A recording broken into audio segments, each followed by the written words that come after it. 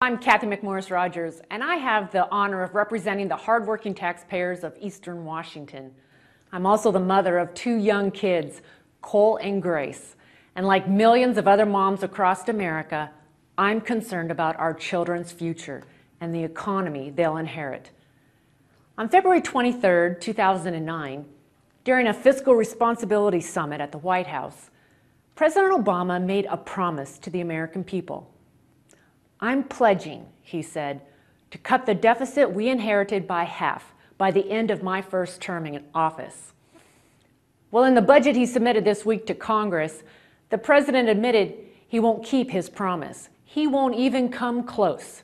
Because of the president's failure to control spending, the government will run trillion-dollar deficits in each of his 4 years in office. President Obama's broken promises have left our country broke.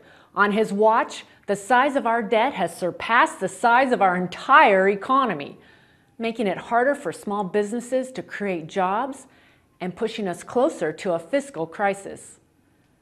I'm afraid his budget is even worse than it looks. More than half of the proposed savings in the president's budget for the next year, about $2 trillion, are already law.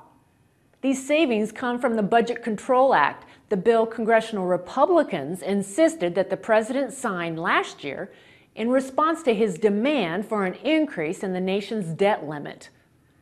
The president spent nearly 6 months last year resisting those spending reductions until he finally listened to the people. Another almost $1 trillion in savings comes from what we call the war gimmick. Money that was never requested and will never be spent on wars in Iraq and Afghanistan. Those aren't real savings.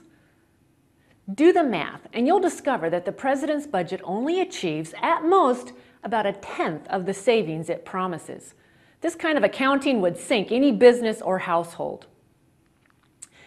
It isn't all that surprising, however, when you consider that a lot of what President Obama has promised about the economy has turned out to be untrue. Friday marked the 3-year anniversary of the infamous stimulus spending bill. The president's team said that the unemployment rate would stay below 8% if taxpayers gave his party a blank check to spend on government programs. But that promise didn't pan out either. In fact, unemployment has been above 8% for 3 years running.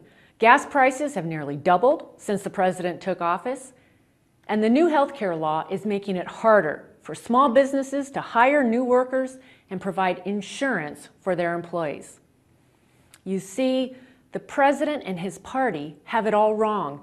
They believe that they can grow the economy and create jobs by increasing government spending and raising taxes, including taxes on small businesses. But the American people know that the way to grow the economy and create jobs is by cutting government spending and keeping taxes low for all taxpayers. Unfortunately, the president's budget continues on this wrong path. Instead of leading the effort to bring down our debt and make tough choices, the president is proposing that we spend more and more. All of his wasteful spending puts us deeper in debt to China. All of his tax hikes would destroy jobs and make it tougher to compete with China. If we keep on going like this, the consequences will be devastating. As we've learned from Greece and the European Union, no country can escape the cost of big government policies forever. The president's budget isn't a blueprint for America. It's a roadmap to Greece. It didn't have to be this way. The president and his party have been given numerous opportunities to rein in spending and help create a better environment for job creation.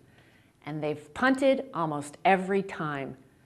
The president's Democrat colleagues in the Senate haven't produced a budget in nearly 3 years. That's like writing checks all year long without ever balancing the checkbook.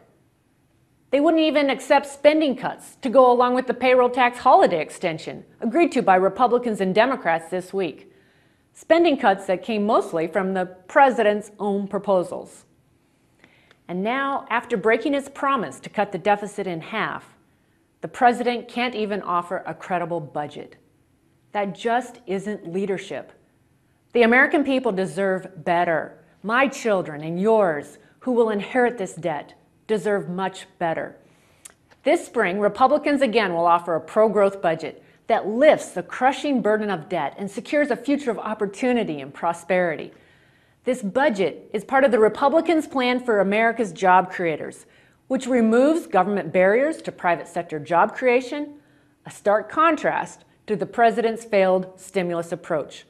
Learn more about the Republicans' jobs plan by visiting jobs.gop.gov.